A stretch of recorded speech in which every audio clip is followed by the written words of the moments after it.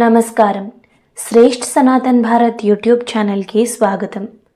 భగవద్గీత సిరీస్లో భాగంగా ఈరోజు మనం భగవద్గీతలో మొదటి అధ్యాయంలోని 2వ శ్లోకం గురించి తెలుసుకుందాం.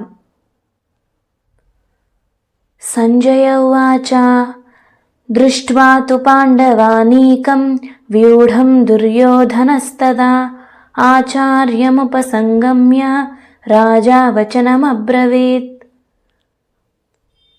భావం: ఓ ధృతరాష్ట్ర మహారాజా, నీ కుమారుడు అయిన దుర్యోధనుడు యుద్ధం చేయడానికి ఉరకలు వేస్తున్న తన సైన్యాన్ని, పాండవుల సైన్యాన్ని ఒక్కసారి తేరిపారా చూశాడు.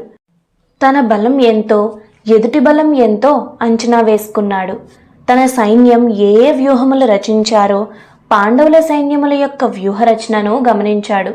వెంటనే తన రథమును తన గురువుగారు అయిన ద్రోణాచార్యుల వద్దకు పోనిమ్మన్నాడు.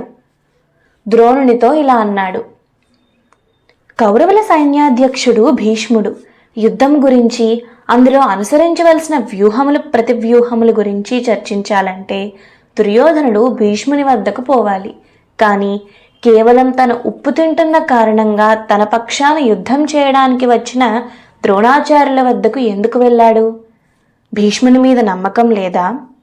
భీష్ముడు పాండవులు తన మనుమలు అనే మమకారంతో సరిగ్గా యుద్ధం చేయడు అనే సందేహం కలిగిందా? లేక భీష్ముని కంటే ఆచార్య ద్రోణుడు పరాక్రమవంతుడా? ఇది అందరి మనసులో తొలిచే ప్రశ్న. ఇక్కడ మరొక విశేషం కూడా ఉంది. పాండవులు నా మనుమలు, నేను పాండవులను తప్ప అందరినీ చంపుతాను అని ఇదివరకే ప్రకటించాడు భీష్ముడు. ద్రోణుడికి అటువంటి నియమం లేదు. ఎందుకంటే ద్రోణుడికి అందరూ శిష్యులే, ఎవరి మీద అధిక ప్రేమ లేదు. కాకపోతే అర్జునుడు అంటే ప్రత్యేకమైన అభిమానము, అంతవరకే. ఆ కారణం చేత ద్రోణుణ్ణి పాండవుల మీదకి రెచ్చగొడదామని వెళ్ళి ఉండవచ్చు. దుర్యోధనుడిది కుటిల బుద్ధి. ఎప్పుడూ సక్రమంగా ఆలోచించడు, వక్రంగానే ఆలోచిస్తాడు. పాండవుల సైన్యాధ్యక్షుడు దృష్టద్యుమ్నుడు. అతడు పాండవుల భార్య ద్రౌపదికి అన్నగారు.